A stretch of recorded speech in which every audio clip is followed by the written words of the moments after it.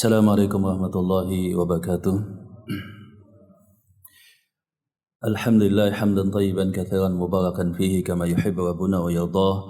Asyhadu an la ilaha illallah wahdahu la syarika lah wa asyhadu anna Muhammadan abduhu wa rasuluhu salawatullahi wa salamuhu alaihi thumma amma ba'du. Jamaah sekalian rahimani wa iyyakum jami'an. Alhamdulillah. Segala puji bagi Allah Subhanahu wa taala. Kita memuji Allah Subhanahu wa taala, senantiasa bersyukur atas nikmat Allah Subhanahu wa taala. Wabil khusus di subuh kali ini kita bisa dibangunkan dalam keadaan sehat wal afiat, dalam keadaan aman, dalam keadaan berkecukupan walhamdulillah.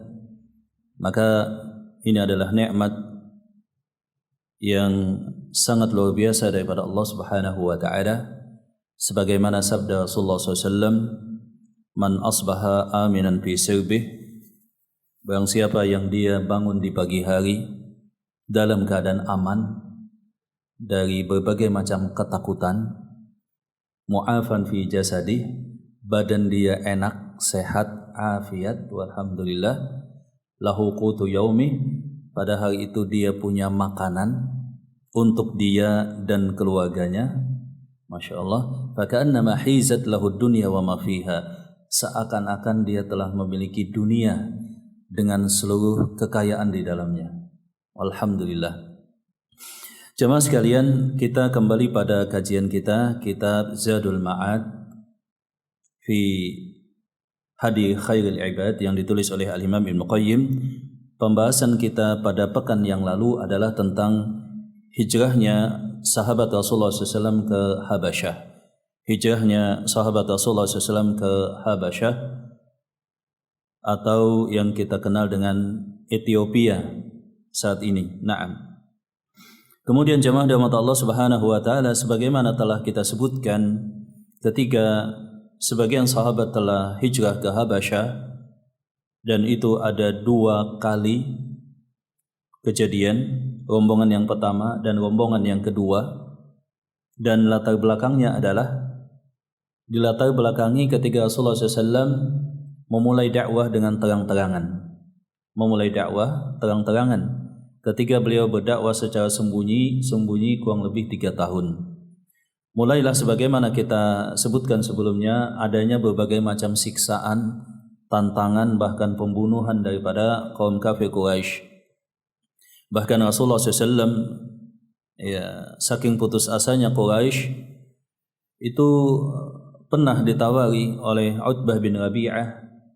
Pada tawaran yang pertama, wahai Muhammad, jikalau engkau ingin menjadi orang paling berkuasa, kami jadikan orang yang paling berkuasa. Jikalau menginginkan harta, kami akan kumpulkan. Jikalau menginginkan wanita paling cantik, kami akan pilihkan. Maka Rasulullah SAW menolak. Kemudian datang lagi kedua kali dengan tawaran yang lebih menggiurkan. Wahai Rasulullah SAW, cukuplah memecah belah kami dengan dakwah engkau kepada Allah.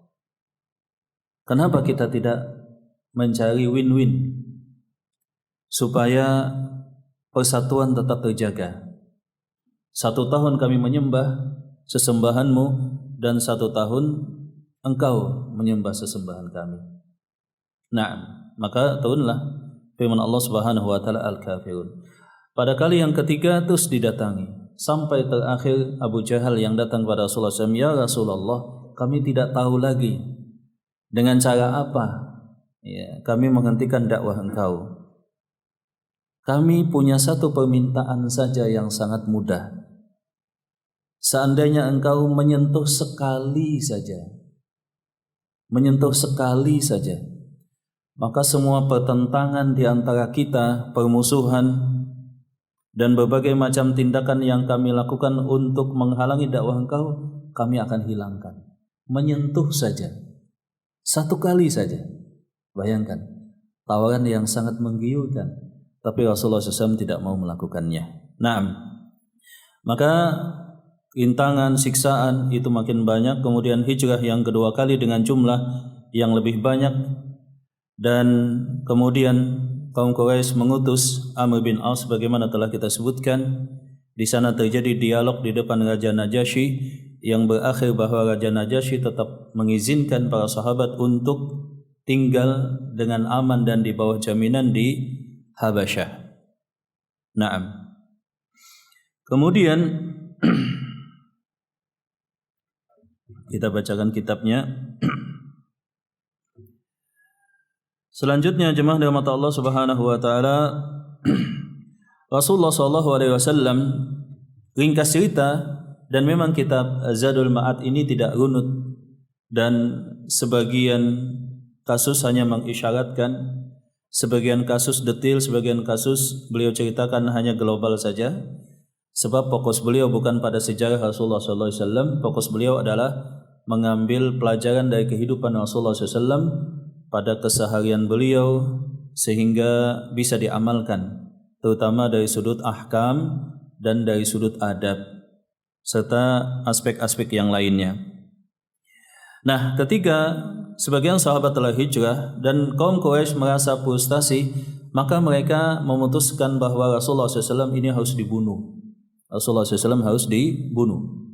Dan mereka meminta kepada Banu Hashim dan Banu Abdul Muttalib supaya menyerahkan Rasulullah SAW.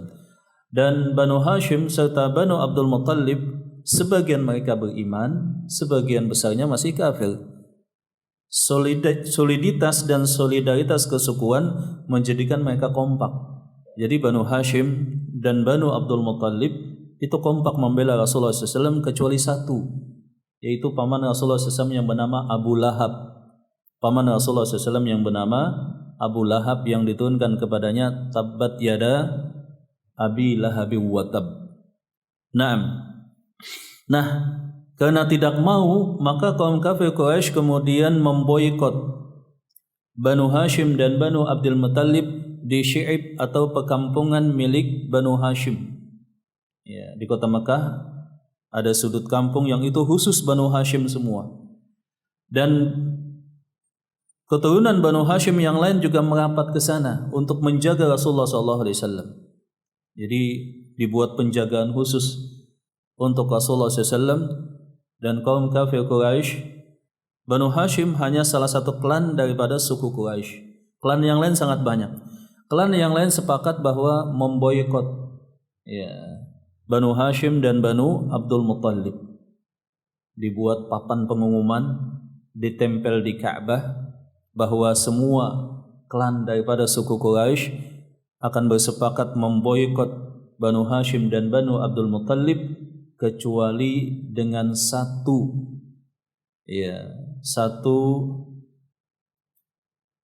hal yang bisa menghilangkan boikot ini. Banu Hashim dan Banu Abdul Muttalib harus menyerahkan Rasulullah SAW kepada kaum Quraisy untuk dibunuh. Maka ditempel, tidak boleh ada yang menikah dengan Banu Hashim dan Banu Abdul Muttalib. Tidak boleh ada yang melakukan aktivitas jual beli. Tidak boleh ada yang melakukan interaksi apapun tanpa pengecualian dengan Banu Hashim dan Banu Abdul Muttalib. Dan itu berlangsung selama 3 tahun. Jemaah rahmat Allah Subhanahu wa taala.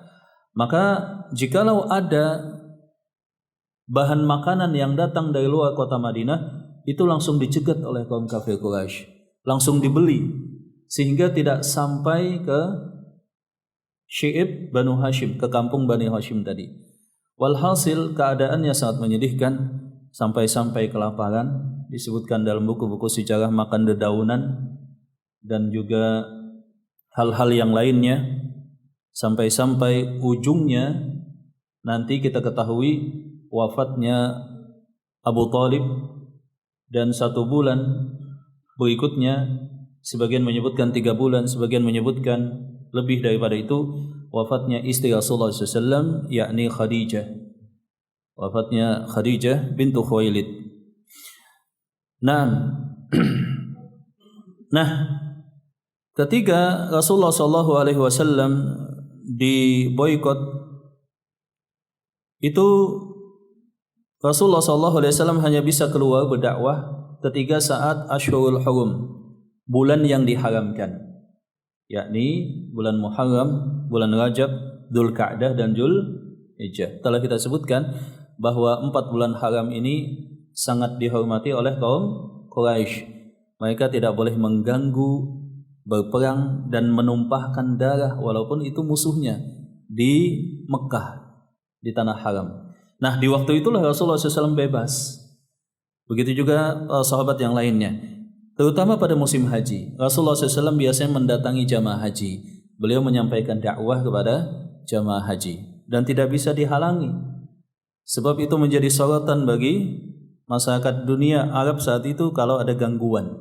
Nah, ringkasnya wafat Abu Talib dan juga Khadijah, dan Rasulullah SAW sangat bersedih sebab tantangan dan penentangan kaum Quraisy itu makin masif. Dan beliau tidak punya pelindung lagi dari kalangan keluarga beliau.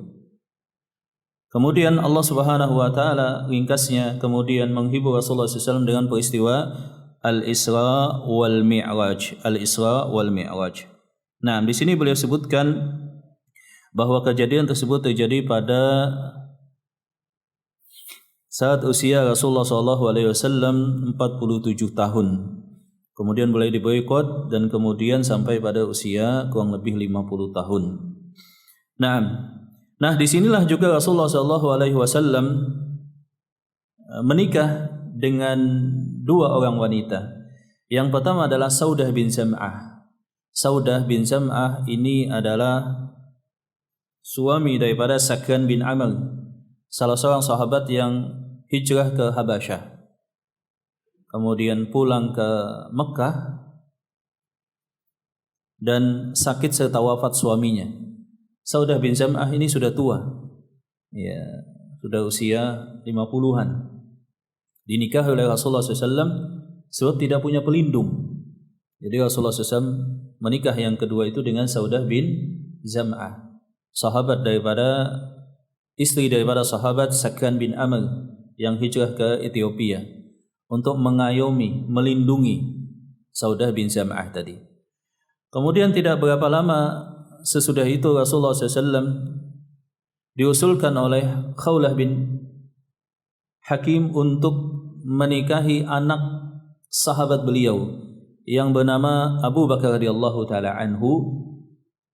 Anak beliau adik daripada Asma.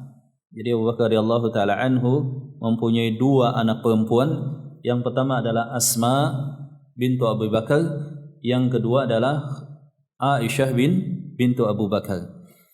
Nah, ini terjadi sebelum hijrahnya Rasulullah SAW ke Madinah. Hijrahnya Rasulullah SAW ke Madinah. Nah, pada tahun-tahun ini jugalah Rasulullah SAW juga sempat berdakwah ke Taif, sebagaimana telah kita sebutkan. Taif ini suku yang dominan dan mereka berada di kurang lebih sekitar 60 km daripada Mekah, sebelah timur kota Mekah. Suku Thaqif di Taif. Ya, Taif kalau kita lihat ini luar biasa subur saat ini dan perkebunannya juga luar biasa. Nah, Rasulullah SAW pergi ke Taif berdakwah, mereka menyembah patung Manat. Jadi patung zaman dulu itu yang tiga utama, Manat, Lata dan Uzza. Manat, Lata dan Uzza. Ketiganya diambil daripada isim Allah. Ya, Manat adalah tathniyah, tathniyah maksudnya nama perempuan daripada Mannan, kemudian Uzza daripada Aziz, ya. Dan selanjutnya. Jadi itu adalah nama-nama orang saleh di zaman dulu. Semacam Uzza itu laki-laki yang dulu sering menjamu masyarakat Arab di zaman itu ketika musim haji. Nah, Rasulullah SAW berdakwah ke Taif, mereka menyembah patung Manat dan mendatangi tetua-tetua suku Thaqif, tapi Rasulullah SAW ditolak. Bahkan beliau mendapatkan penentangan yang sangat keras, hinaan dan cacian.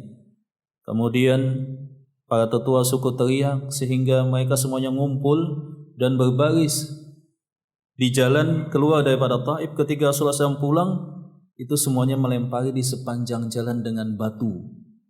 Ya, dengan batu. Sampai-sampai disebutkan darah Rasulullah SAW, beliau banjir dengan darah. Kaki beliau juga demikian. Bersama Zaid bin Harithah. Nah, maka jemaah dirahmati Allah Subhanahu wa taala, disinilah beliau didatangi malaikat. Kemudian ditawarkan untuk memusnahkan kaumnya, tapi Rasulullah SAW menyatakan bahwa aku berdoa kepada Allah semoga Allah memberikan hidayah kepada anak keturunan mereka. Nah, jamaah dirahmati Allah Subhanahu wa taala, di sini satu hal yang mungkin kita cermati adalah bahwa para ulama secara umum yang kita ketahui bahwa Rasulullah SAW menikahi Aisyah pada usia 6 tahun. Jadi 6 tahun, 3 tahun sebelum hijrah. Kemudian berkumpul dengan Aisyah itu pada usia 9 tahun. Ketika Rasulullah SAW hijrah duluan ke Madinah, adapun sesudahnya Abu Bakar radhiyallahu taala anhu mengutus utusan untuk menjemput Aisyah dan Asma, kedua anak Abu Bakar radhiyallahu taala anhu. Nah, riwayat yang terdapat memang di dalam Sahihul Bukhari bahwa Rasulullah SAW diceritakan oleh Aisyah, aku dinikahi oleh Rasulullah SAW pada usia 6 tahun dan kemudian kumpul bersama Rasulullah SAW di satu rumah Saudah bin Zam'ah awalnya itu pada usia 9 tahun. Maka kalau kita lihat dalam sejarah sebagai tambahan, para ulama terbagi pada 2 sikap. Sikap yang pertama adalah karena ini terdapat dalam Sahihul Bukhari, maka ini adalah valid dan memang demikian keadaannya. Rasulullah SAW kata para ulama menikah pada usia 6 tahun, kemudian kumpul bersama Rasulullah SAW pada usia berapa tadi? 9 tahun. Kemudian kita lihat di zaman ini banyak serangan ya, dari kalangan orientalis yang menyerang sisi ini dan menganggap bahwa hal ini adalah hal yang aib demikian. Maka para ulama yang pertama ini membela. Mereka mengemukakan berbagai macam alasan bahwa kedewasaan seorang wanita di daerah yang dominan musim panas dengan musim dingin itu berbeda, lebih cepat musim panas. Ini contoh pembelaan. Kemudian pembelaan yang lain bahwa adalah biasa di masyarakat Arab seseorang yang sudah tua menikah dengan seorang perempuan yang masih kecil. Ini adalah hal yang biasa. Contohnya misalkan siapa? Rasulullah SAW menikah dengan Aisyah. Saat itu tidak ada reaksi di masyarakat Arab, menunjukkan bahwa hal itu hal yang sudah biasa. Masyarakat Arab, musuh-musuh kaum muslimin pada saat itu dan beberapa generasi lama sesudahnya, tidak ada yang menyerang kaum muslimin, Islam dan kaum muslimin dari sudut bahwa Rasulullah menikah dengan Aisyah karena usianya masih muda. Tidak ada satupun. Serangan itu muncul ketika zaman belakangan. Berbeda zaman dengan adanya perbedaan abad yang sangat jauh, tentu saja berbeda sudut pandang. Ini para ulama membela dengan demikian. Makanya mereka menyatakan bahwa contohnya misalkan Umar bin Khattab radhiyallahu taala anhu menikah dengan anak Ali bin Abi Thalib. Umar bin Khattab sudah tua menikah dengan Ali bin Abi Thalib. Kemudian juga para sahabat saling menikah dengan anak sahabat yang lainnya yang masih dianggap usianya masih belia. Ini sebagian para ulama. Ada juga sebagian para ulama yang lain berusaha melakukan konstruksi ulang bahwa Sahih Bukhari menurut mereka, bukan berdasarkan saya, Sahih Bukhari adalah kitab yang paling sahih. Ya, jelas semua hadisnya adalah sahih, tapi ada beberapa hadis yang mungkin kemudian dikoreksi oleh para ulama sebab Allah Ta'ala enggan untuk menjadikan kesempurnaan pada apapun kecuali hanya pada kitab suci Al-Quran. Nah, maka para ulama yang katakanlah mazhab kedua ini, mereka melakukan rekonstruksi dari sudut usia Aisyah ketika dinikahi oleh Rasulullah SAW, dan ini mungkin tambahan yang berguna dari penjelasan para ulama. Nah, yang pertama jemaah dirahmati Allah Subhanahu wa taala, kita ketahui kalau kita runut dari sudut tahun bahwa Aisyah itu punya kakak. Namanya siapa tadi? Asma. Nah, Asma radhiyallahu taala anhu disebutkan dalam sejarah 10 tahun beda usia dengan Aisyah. 10 tahun beda usia dengan Aisyah. Asma dilahirkan sebelum hijrah.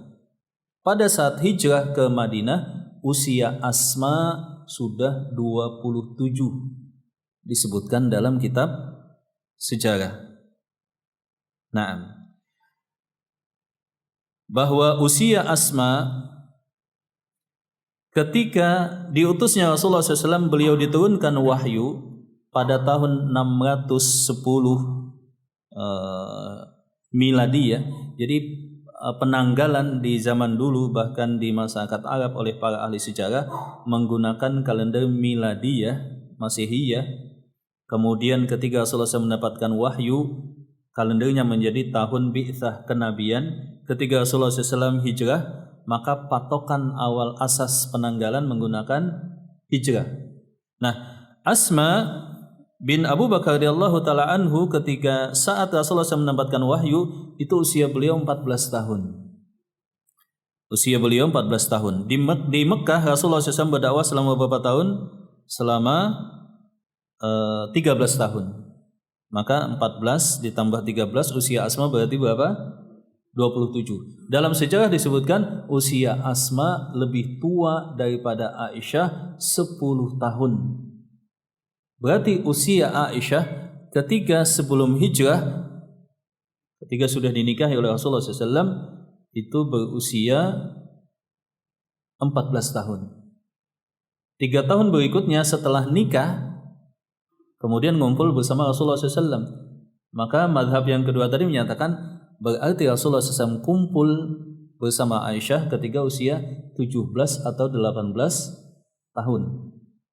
Kalau konstruksi ulang ini tidak merepotkan lagi, tidak melakukan berbagai macam pembelaan lagi. Ini sudut yang pertama, jemaah dirahmati Allah Subhanahu wa taala. Kemudian sudut yang kedua kata para ulama bahwa Asma itu wafat dengan usia 100 tahun. Wafat tahun 73 Hijriyah. Ahli sejarah sepakat. Asma wafat usia berapa tadi? 73 Hijriyah. Ketiga Hijrah, Asma disebutkan dalam sejarah sepakat usia 27 tahun. Kemudian Asma lebih tua daripada Aisyah berapa? 10 tahun. Maka fakta kesepakatan ahli sejarah, Asma meninggal di usia 100 tahun atau pada tahun 73 Hijriyah. Kalau dirunut ke belakang, maka 100 tahun diambil 27 menguatkan fakta yang pertama, Asma hijrah bersama Aisyah ke Madinah, kemudian ngumpul bersama Rasulullah SAW. Aisyah itu pada usia Asmanya 27 tahun.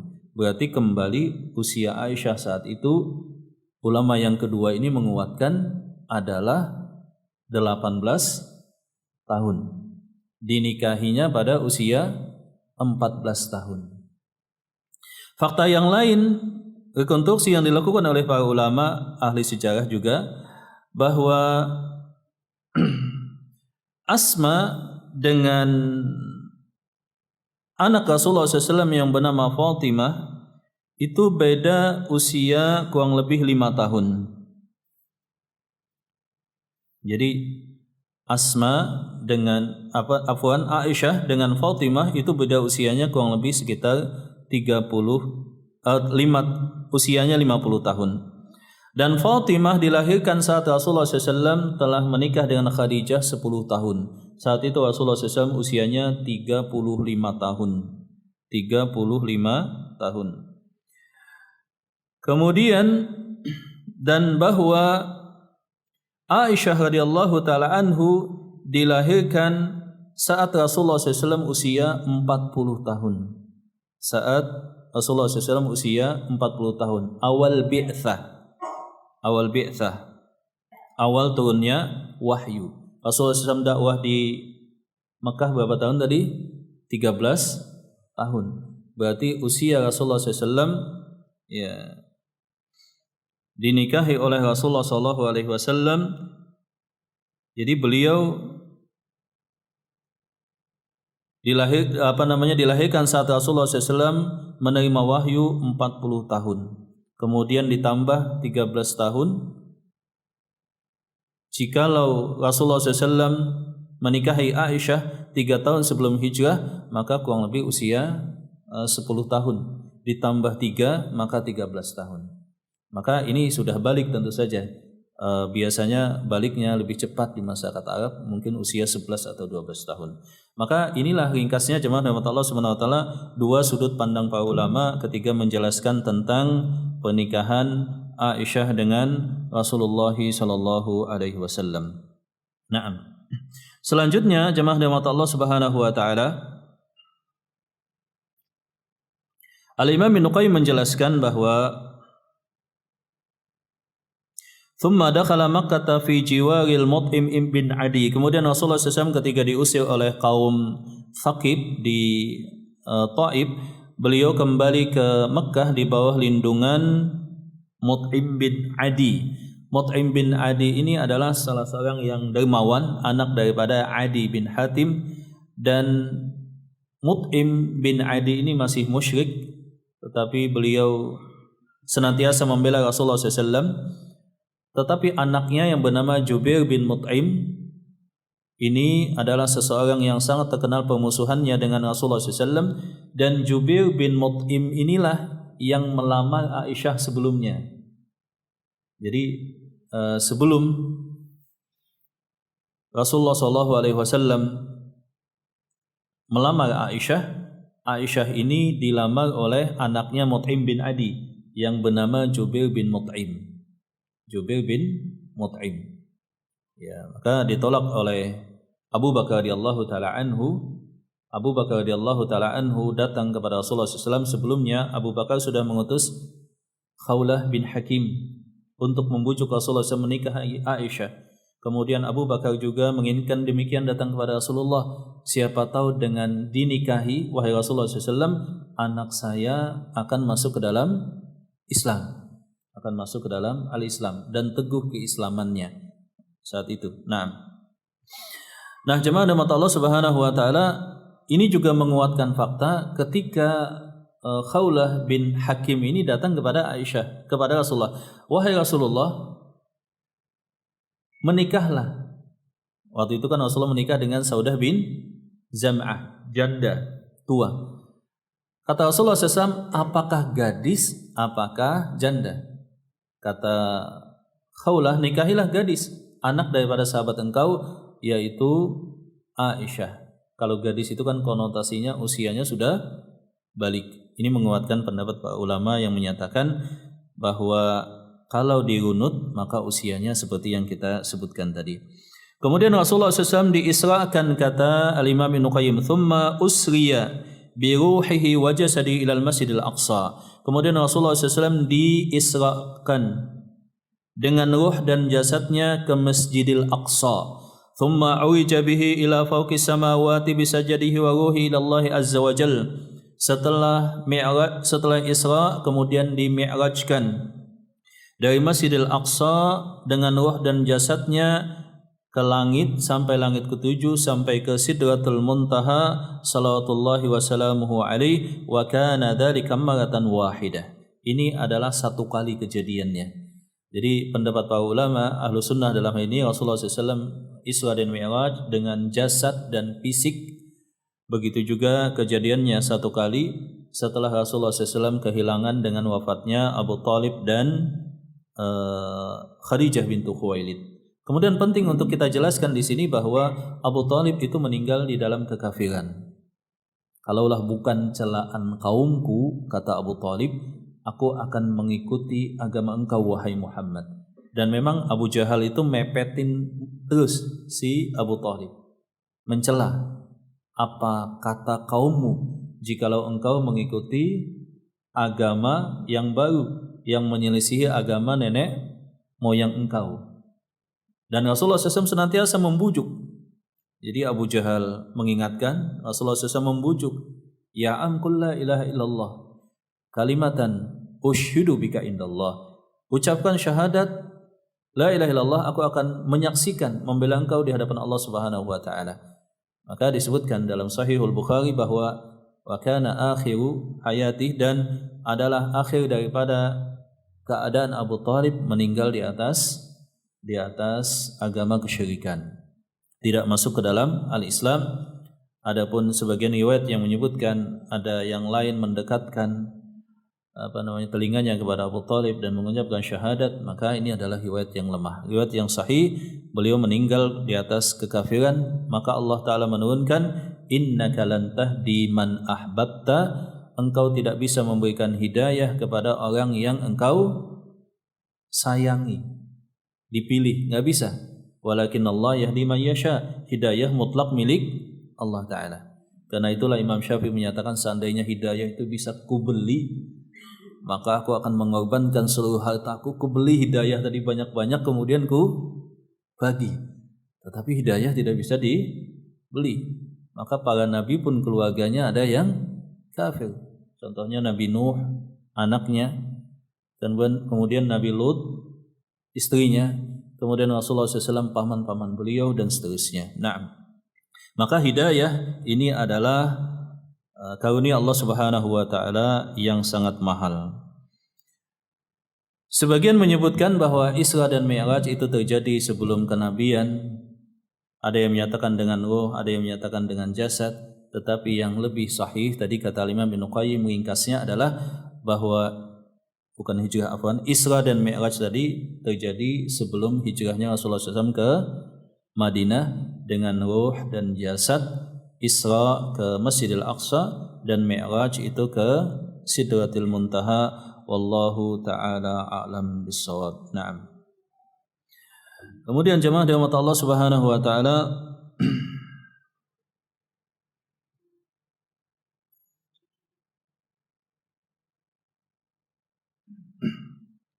di sini kita bisa mengetahui bahwa Rasulullah SAW mengalami beberapa kejadian, dimulai dari fase beliau menerima wahyu, kemudian runutannya beliau dakwah sembunyi-sembunyi, kemudian beliau dakwah terang-terangan, mendapatkan siksaan, kemudian hijrah ke Habasyah 2 kali, kemudian beliau diboykot, kemudian beliau mendapatkan cobaan dengan wafatnya Abu Thalib dan juga Khadijah bintu Khuwailid, dan beliau kemudian mendapatkan hiburan daripada Allah Subhanahu wa taala dengan Isra dan Mi'raj. Kemudian jemaah dirahmati Allah Subhanahu wa taala, sebagaimana kita ketahui tadi, di setiap tahun di musim haji, saat mulai diboykot itu Rasulullah SAW punya keleluasan di musim haji, maka beliau berdakwah kepada jamaah haji, terutama yang datang daripada Yathrib, Maka Rasulullah SAW datang ke kemah-kemah mereka, kemudian mendakwahi mereka untuk masuk ke dalam al-Islam, Nah, maka masuk Islamlah sebagian jamaah haji yang berasal daripada Yathrib atau berasal daripada Mekah. Sampai kemudian ada Bai'atul Aqabah yang pertama, kemudian tahun berikutnya Bai'atul Aqabah yang kedua. Kemudian Rasulullah SAW mempersiapkan basis dakwah kaum muslimin itu di Madinah. Sampai-sampai tidak ada satu rumah di Madinah kecuali telah tersebar dakwah Islam. Dan kemudian Rasulullah SAW perintahkan sebagian sahabat untuk hijrah ke Madinah, dan kemudian terakhir beliau hijrah ke Madinah. Sebagian yang hijrah ke Habasyah mendengar Rasulullah SAW hijrah ke Madinah juga hijrah ke Madinah. Sebagiannya hijrahnya tertunda sampai pada tahun ke-7 Hijriah.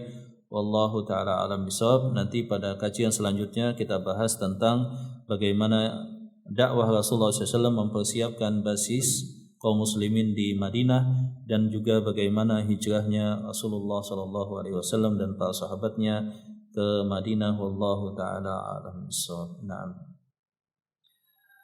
Baik jamaah, sampai di sini kajian kita, insyaallah. Mungkin ada pertanyaan.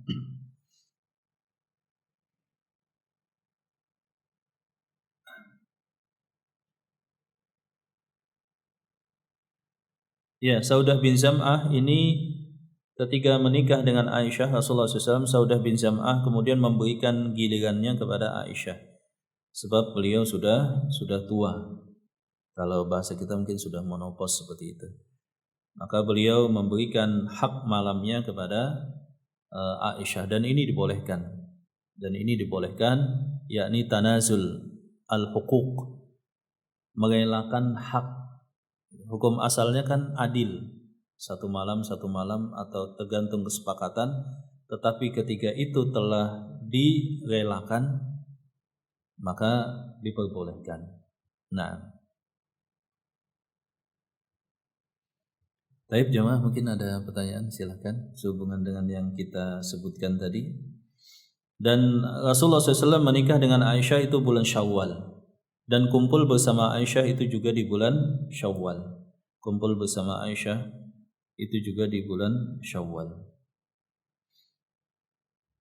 Maka dari sudut fikih di sini kita bisa mengambil kesimpulan bahwa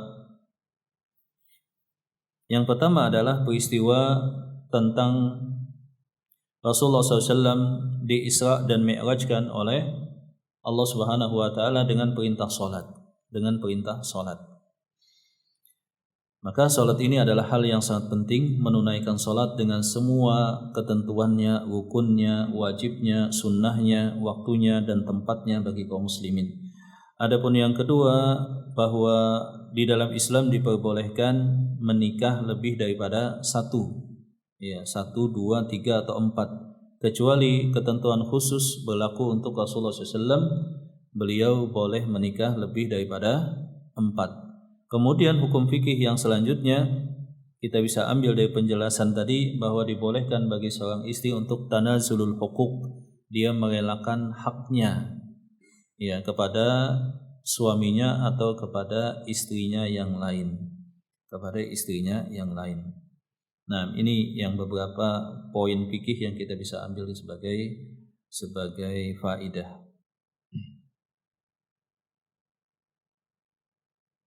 Baik, silakan jamaah, mungkin ada pertanyaan dari penjelasan tadi, silakan. Ya, Pak. Waalaikumsalam warahmatullahi wabarakatuh. Ya.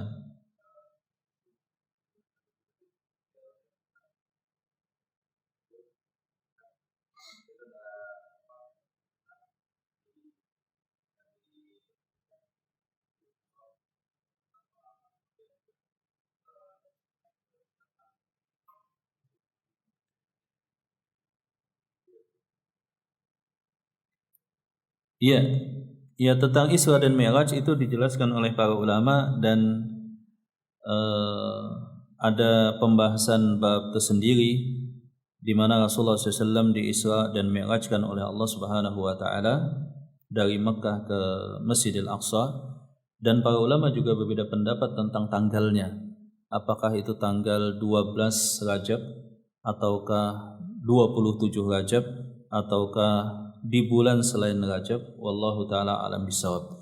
Nah, kembali bahwa hikmah fikih, ternyata peristiwa-peristiwa penting dalam sejarah hidup Rasulullah SAW itu tidak dicatat dengan satu kesepakatan, menunjukkan kembali kemarin bahwa ternyata di dalam Islam dan para ulama tidak menaruh perhatian tentang tanggalnya saja, tidak diperhatikan, apalagi untuk dirayakan.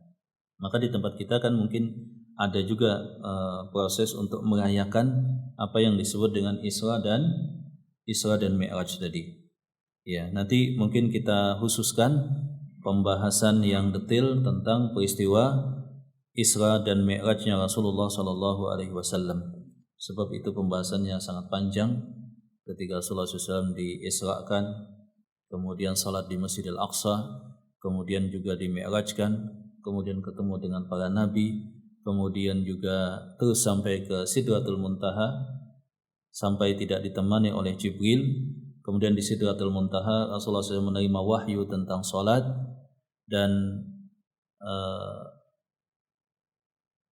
atas pendapat yang dipegang Ahlussunnah, Rasulullah SAW tidak melihat Allah Subhanahu wa taala. Adapun firman Allah taala walaqad ra'ahu najlatan ukhra 'inda sidratil muntaha 'indaha jannatul ma'wa, maksudnya Rasulullah SAW melihat malaikat Jibril ya, dalam bentuk aslinya, bukan melihat Allah Subhanahu wa taala. Ya nanti kita bisa ceritakan tentang detail Isra dan Mi'raj Rasulullah sallallahu alaihi wasallam.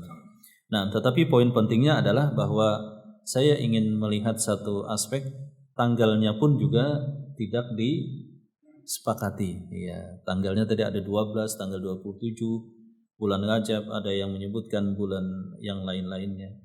Wallahu taala a'lam bishawab. Nah, silakan jemaah, ada lagi? Ya.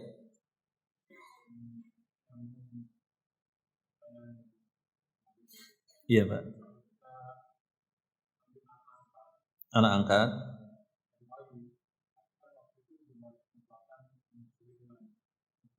Ya. Ya.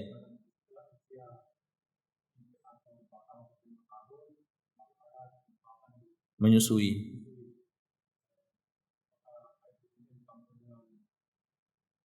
Pada khusus ya. Ya. Ya, jadi jamaah rahmat Allah Subhanahu wa taala, tentang mengangkat anak itu disebut dengan at-tabanni. At-tabanni secara umum itu dibolehkan, mengadopsi anak. Tetapi mengadopsi anak tidak mengubah keadaan yang pertama, nasab. Jadi tidak boleh anak angkat dinasabkan ke orang tua angkat. Yang kedua, tidak ada hubungan saling mewarisi. Otomatis nasab nggak boleh, juga nggak bisa menjadi wali, kan begitu ya. Kemudian nggak ada juga hak waris mewarisi. Kalaupun mau, itu adalah hibah dan wasiat. Kalau masih sehat namanya hibah, kalau sudah sakit bisa dengan cara wasiat. Sebab seseorang ketika sakitnya sudah ditakutkan mati, itu nggak boleh lagi hibah. Yang boleh hanyalah nulis wasiat. Itu ketentuan dalam warisan. Nah, ketika seorang anak itu kan masalahnya nanti ketika saat balik, telah kita sebutkan nanti ada pembatasan yang disebut dengan mahram tadi, berkenaan dengan aurat, khalwat, dan ketiga safar, ketiga dalam perjalanan.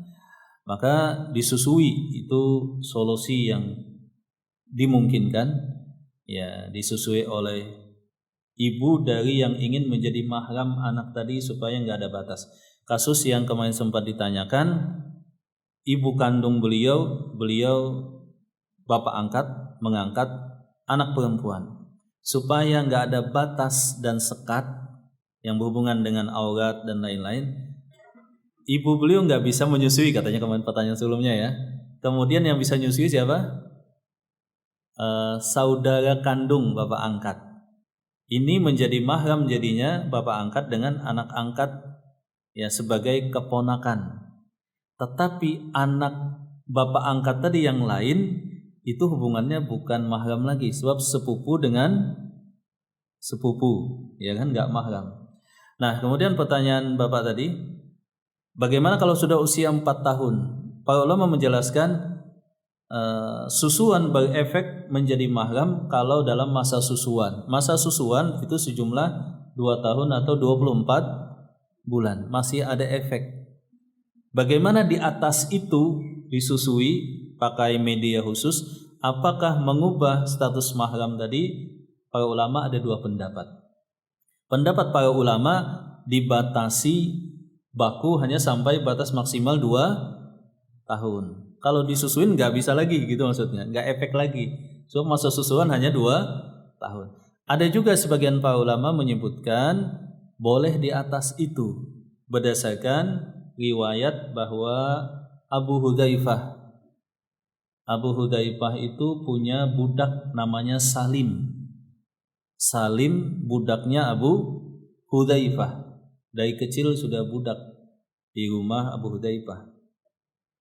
Nah, maka istri Abu Hudzaifah merasa sungkan di rumah ada laki-laki non mahram, sebab saat itu Salim sudah balik. Ya, sudah balik. Datanglah Abu Hudzaifah kepada Rasulullah SAW. Kata Rasulullah SAW, susui. ya disusui sehingga menjadi apa tadi? Mahram. Maka ada dua penjelasan para ulama. Penjelasan yang pertama adalah bahwa yang demikian berlaku umum. Ya, berlaku umum. Berarti batas 2 tahun itu tidak mengikat baku, maksudnya dimungkinkan di atas itu dengan media usus kemudian disusui. Adapun pendapat yang kedua menyatakan itu adalah khususiyah atau kasuistis khusus untuk kasusnya si Abu Hudzaifah. Kenapa? Salim ini memang dari kecil sudah tinggal di rumah Abu Hudzaifah.